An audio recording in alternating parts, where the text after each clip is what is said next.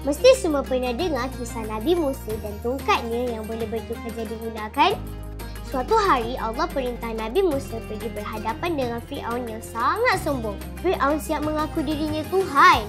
Musa mengajak Fir'aun beriman kepada Allah. Tapi Fir'aun tak nak. Sebaliknya, dia minta Musa membuktikan yang baginda adalah pesuruh Allah.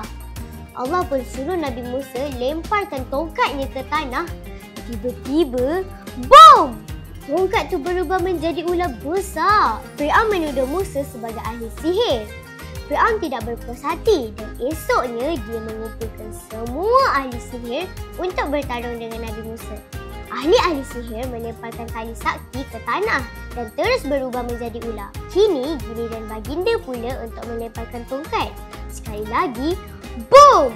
Tongkat Nabi Musa bertukar menjadi ular yang sangat besar dan menelan semua ular-ular yang lain. Ahli-ahli sihir terpegun dan terus beriman kepada Allah. Hebat kan mukjizat Nabi Musa? Kabago, protect your wrist with us.